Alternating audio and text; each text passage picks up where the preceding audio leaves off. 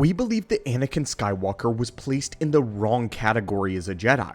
Greetings again, students of the Force, and welcome back to our archives. Anakin Skywalker has been seen as the premier Jedi Guardian. His saber skill was unrivaled, and his presence on the battlefield was untouchable. He could rally his men with a single word, inspire courage in even the most cowardly of soldiers. Though the Council criticized him often for thinking with his lightsaber, Anakin has shown the ability to adapt to almost any situation he's placed in. It was this bet-it-all risk-taking attitude that made Anakin so successful as a general, but also as a Jedi Guardian across the galaxy. But the more we look into it, the more we have come to believe that Anakin would have been held back in this Guardian category in assignment. There was a massive missed opportunity for Anakin to have actually been a Jedi Sentinel. So join us today, my friends, as we open up another holocron and talk about why young Skywalker should have been placed in the golden-bladed knights of the Sentinel path. Thank you guys so much for 1.6 million subscribers. It means the world, and let's continue with the video. It is not a secret that Anakin has always been more of an unconventional Jedi Knight. At one point, he even began wearing darker colored tunics to reflect his rebellious nature. His clothes represent more than just his rebellion though, but also his views on the practicality of Jedi skills. Not only were his clothes dark in color, but he wore leather, a slightly thicker material meant to protect him in battle. This practicality first mindset was what inspired Anakin in just about every facet of his Jedi life. He designed his lightsaber hilt by the same philosophy, adopting a thicker hilt to facilitate his focus on Form 5 Gem So, and to fit with his new cybernetic hand. Anakin was an outlier in the Jedi Order. Most Jedi cared deeply about tradition, but Anakin only wanted the parts that were useful.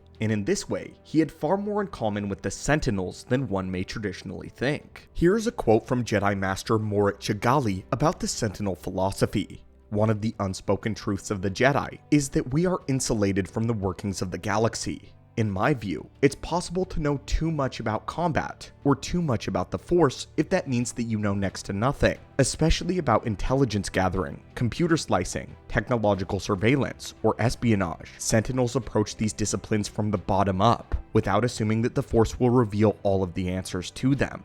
And when you do this, you will discover that there's a great deal that the civilians of the galaxy can teach us. End quote. Anakin did not grow up at the Jedi Temple. He was used to being a civilian, particularly in the lower class civilian life. He had to find ways to survive, to make ends meet with his mother. This meant searching garbage heaps for technology so the two of them could use to either sell for extra money or even build something useful. At age 9, Anakin Skywalker had completed a fully functional protocol droid simply because he wanted to make his mother's life more convenient and easier. He did this with spare parts that Watto threw away, or whatever he could steal from the shop.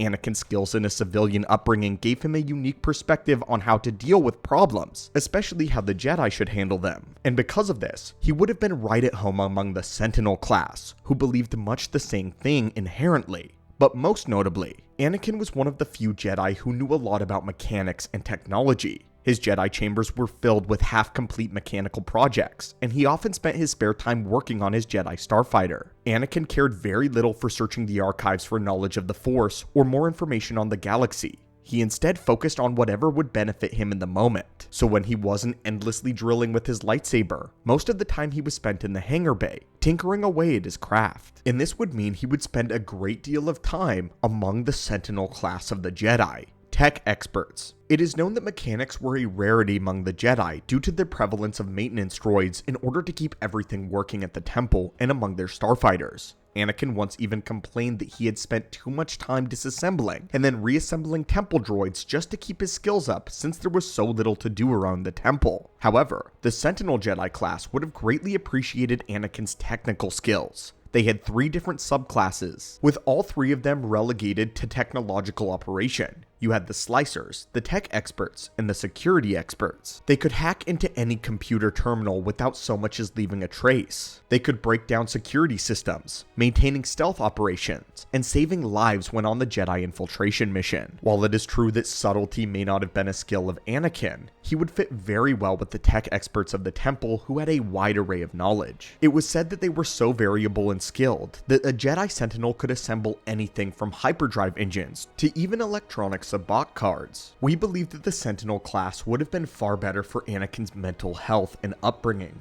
bring him more peace. He could work with his hands on something technological, even as Darth Vader. Vader would spend his time thinking when tinkering away on his personal TIE fighter. Point being, Anakin had been a Jedi Sentinel at heart, and by the time of Revenge of the Sith, he wasn't doing a lot of mechanical work due to his lack of sleep and a very busy schedule. His mind was overcrowded with worries about Padme and his duties as the Chosen One. But we believe being more connected to the galaxy around him would have been better for Anakin. He would have seen different parts of the war, not just the expressionless faces of the droids, but the real civilians around him. And I do believe that this would have made a difference. What's even more surprising is the Sentinel class were allowed to be more familiar with the dark side than any other class of Jedi. Since they often spent their time undercover in the galaxy, they had to know how to overcome temptations of vengeance, especially those Jedis who operated in the underworld. The only two types of Jedi allowed to study the dark side were the Jedi Shadows and the Tech Experts. While the Shadows needed knowledge for how to destroy the dark side, the Tech Experts actually adopted the Sith technique that made their jobs much easier. The power Machu Daru, a way of asserting one's will over a piece of technology, dominating it and bending it to your desires. But it wasn't just about total control. When used Machu Daru directly, you could essentially download the schematics of a piece of technology straight into your mind, instantly comprehending how this piece of technology works. But again, this was a technique that was developed by the Sith, which is why this ability was limited to the Tech Experts who studied it under deep supervision. But we still believe that more open-mindedness in the realms of the Force would have benefited Anakin a great deal.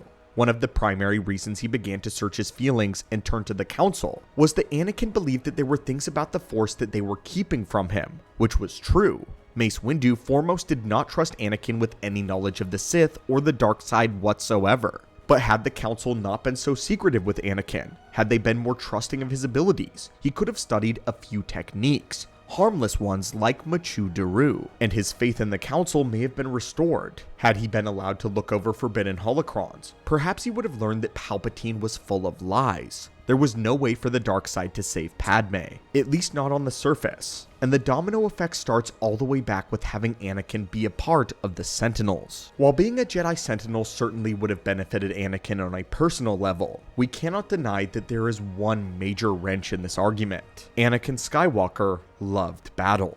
Sentinels were often undercover, living amongst the civilians, and even in the Clone Wars, it was a very rare sight to see the golden blade of a Sentinel, as they were only supposed to fight as a very last resort. As soon as they brandished their lightsaber, their covers which they had spent months developing, or years maintaining, would be blown to oblivion. A great deal of the battles during the Clone Wars and Republic operations were only successful because Anakin Skywalker was present there. He thought of something that no other Jedi would have thought of, saw something that no other Jedi would have seen. His brazen disregard for protocol saved the lives of not only thousands, but likely millions over the war. And Anakin's skill as a warrior triumphed over evil more times than we can count. Had the blue saber of justice not been in the alloy hand of Anakin Skywalker during the Clone Wars, the Republic would not have had the hero in a time where they desperately needed hope. As fantastic as his skills and mental health would be as a Sentinel, the Clone Wars would have gone very different if any other general were leading the 501st.